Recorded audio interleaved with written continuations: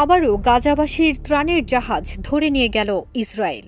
আন্তর্জাতিক অলাভজনক সংস্থা ফ্রিডম ফ্লোটিলা কোয়ালিশনের জাহাজ হান্দালা গাজার দিকে যাওয়ার সময় ইসরায়েলি বাহিনীরা তাদের জিম্মায় নিয়ে যায় জাহাজটিকে। এলএমই সার্টিফাইড বিশ্বসেরা কপারে তৈরি ওয়ালটন কেবলস, যা আপনার স্থাপনাকে রাখবে সব সময় নিরাপদ। এক বিবৃতিতে সংস্থাটি বলেছে, জাহাজটির আরোহীদের অপহরণ করে নিয়ে যাওয়া হয়েছে।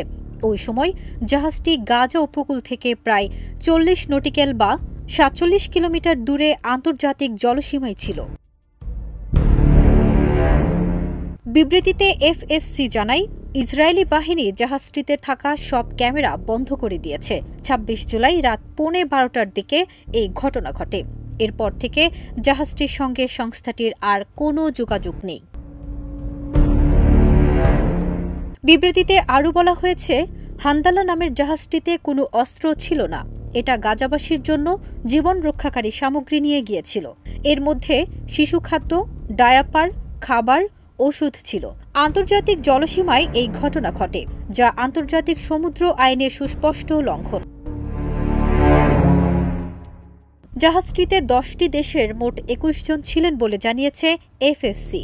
তাদের মধ্যে 19 জন অধিকার কর্মী, অন্য 2 জন আল জাজিরার সাংবাদিক।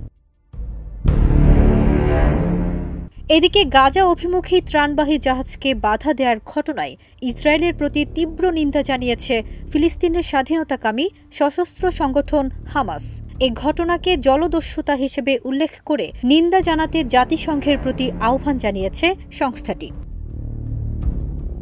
ফারজানা নিকিতা, দেশ রূপান্তর।